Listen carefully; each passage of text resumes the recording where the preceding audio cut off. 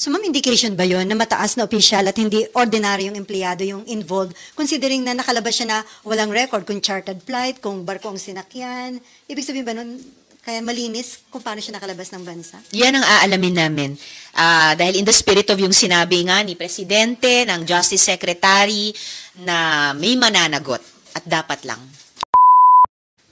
Hi, ma'am. Ma'am, kasi po ngayon, di ba, frozen yung mga assets ni Mayor Go, but it would take a lot of money para makalabas ng Pilipinas. Do you think there are people abroad helping her, like foreigners or foreign criminal syndicates po? Baka meron siyang ding assets on hand bukod sa na-freeze na ng AMLAC at baka hindi lang dito sa Pilipinas. Kasi bakit kaya siya naglalakbay-lakbay sa iba't ibang mga bansa? So, yan ang isang katanungan sa isip namin. Tapos, ma'am, marami lang po kasing nagko-comment online ng mga Pilipino na pag ordinary Filipino, pahirapan makalabas ng immigration. Any comment lang po? Yes! Talagang nakakaputok ng butsi sa mga Pilipino. Diba? Yes. Hirap na hirap pumila sa immigration counter. There was a time, may bangungot pa na hinahanapan ng diploma o yearbook. May iba tuloy, nagbihis na ng toga para lang humarap sa Bureau of Immigration. Tapos itong si Guo Huaping, subject nga ng Senate warrant of arrest, nasa Ilbo nga. Ilbo ng Bureau of Immigration mismo na dadaan ng dapat mga counters. Akala mo, ginagawang express lane ang Bureau of Immigration ng ating bansa. Masyado namang feeling, di ba? So, kailangan mapatigil talaga natin yan. Ayusin, pagandahin ang serbisyo ng bawat ahensya ng gobyerno sa ating mga mamamayan at wag payagan ng mga dayuhan, lalo na't yung mga under investigation para sa krimen, laban din sa mga Pilipino, subject sa mga katulad ng ILBO, ng mismong border authorities natin na parang nakakalampas lang nang walang pumapansin sa kanila. So ma'am, indication ba yon na mataas na opisyal at hindi ordinaryong empleyado yung involved, considering na nakalabas siya na walang record kung chartered flight, kung barko ang sinakyan? Ibig sabihin ba nun, kaya malinis kung paano siya nakalabas ng bansa? Yan ang aalamin namin. Dahil in the spirit of yung sinabi nga ni Presidente, ng Justice Secretary, na may mananagot at dapat lang. Okay, Camille. Senator, na-mention po ni Senator Tulfo na yung possibility na dumaan daw, gumamit ng mga private plane and dumaan doon sa mga usually ginagamit ng VIP. Anong measure po ang pwede nating gawin? Kasi if this is happening, na pwedeng makalabas-masok yung kagaya ni na Alice Guo and possible po pati si Pastor Kibuloy, ito pong mga private plane na to na ginagamit, ano po ang measure na dapat gawin natin para makontrol? Ang BI na mismo ang nagbigay ng ganyang solusyon even in the past years, kahit sa mga budget hearings, na dapat talaga lahat ng ports of exit at entry ng ating bansa ay malagyan ng BI personnel. Ano po? Kasi kahit naman chartered flights ay dapat dumadaan pa rin sa BI yung mga pasahero niya. Dumadaan pa rin sa pansin ng CAAP at ng iba pa nating regulatory and law enforcement agency. So, walang excuses kahit pa tayo archipelago. I mean, hello, ang Indonesia, mas maraming isla pa kaysa sa atin. 11,000 sa ating 7,000.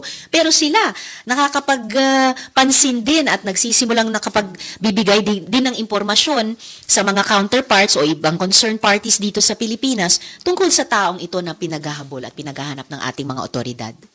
Okay, follow up bago tayo mag-other issues, si Macon and then Vec. Ay, si Cecil. Cecil muna. So, ma'am, you mentioned kanina yung cost benefit. Parang kahit matanggal sa trabaho, yung kung sino man yung tumulong, millions naman yung pinag-uusapan natin. So, di ba parang mataas yung benefit kaysa sa cost? But ano yung papaalala natin dito sa mga government officials na nababayaran ng mga ganitong illegal?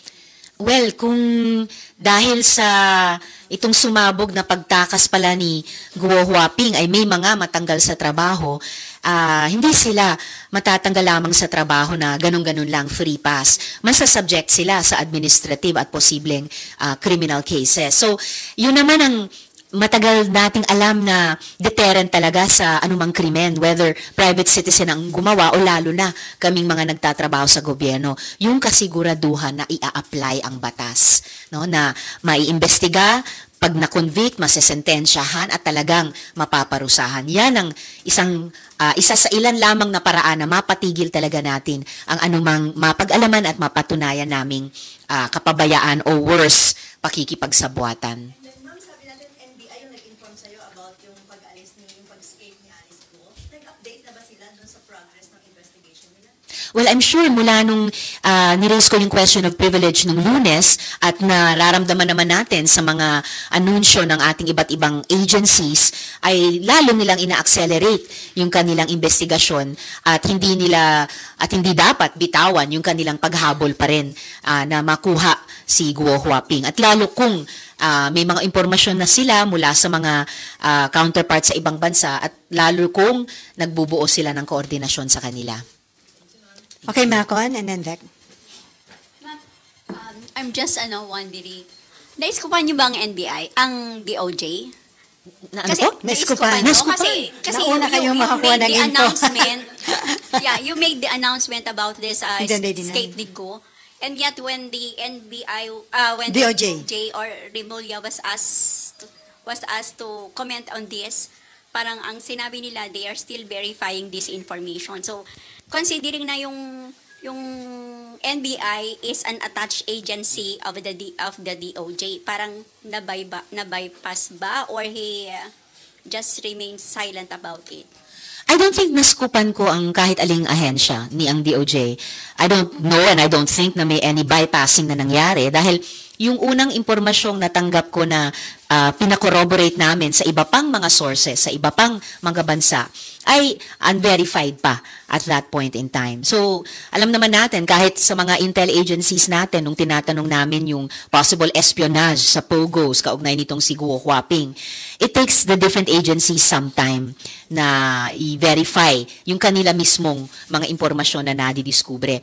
Pero, I think fair na sabihin ngayon na ang dapat patuloy na i-improve ay yung coordination between the different agencies. Okay, Vec.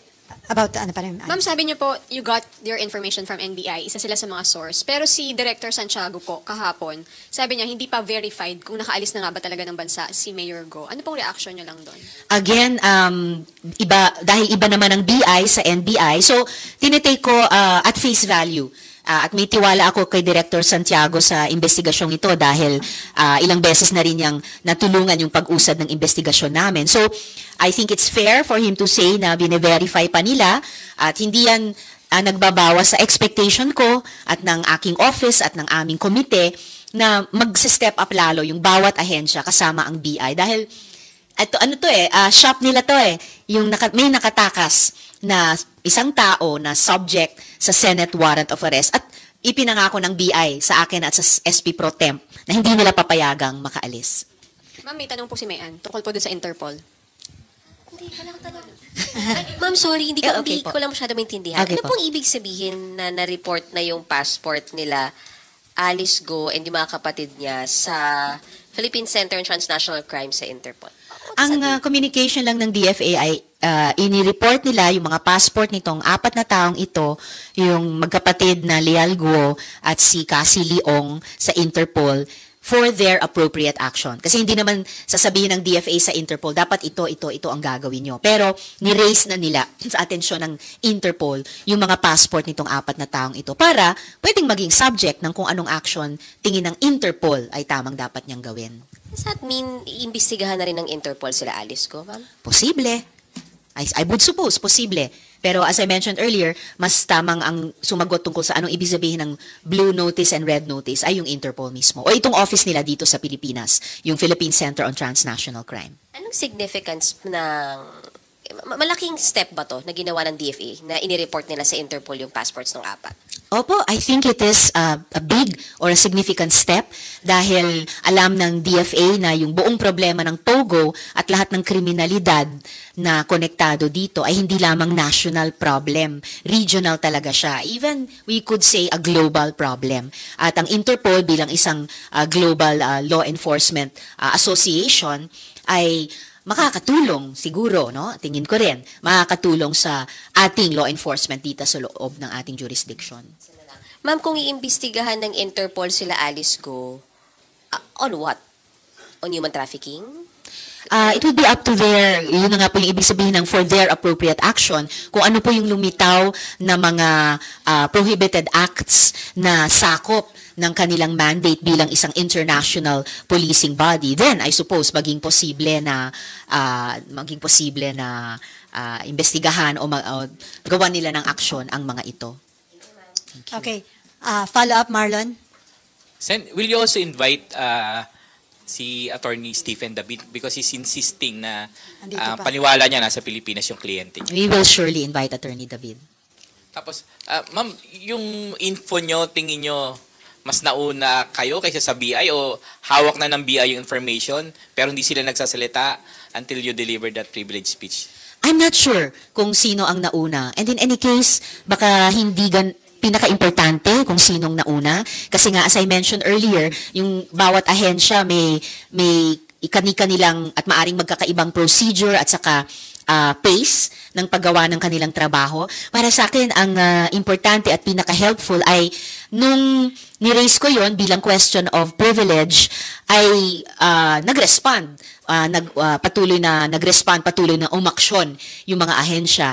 And I hope nakatulong yung question of privilege para mapabilis din yung ganyang mga developments. Pero are you looking at the possibility na beforehand, alam na nila, pero hindi nila dinadivulge, hindi nila di-disclose sa public, or even, they're not even sharing the information with the authorities or sa Senate mismo? Well, anything is possible dahil nga sa kani-kanyang, kumbaga, paraan ng pagtrabaho, pag-fulfill ng mandate nila at yung timetable or yung pace nila.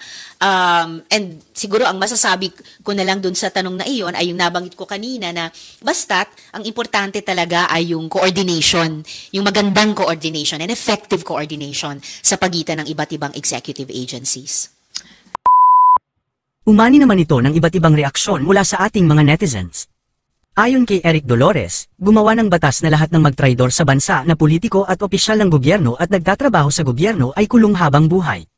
Pahayag naman ni Arnold Albam, dapat lahat ng tumulong sa pugante maparusahan at lahat kunin ng gobyerno ang kanilang ari-arian. At ito naman ang saloobin mula sa ating kababayan na si Lourdes Delian, BI dapat imbestigahan po, malaking discrimination sa ating Filipino, ay pakulong ng habang buhay ang mga kamote sa ating bayan. Mga kababayan, feel free to comment below para maglabas ng saloobin sa balitang ito.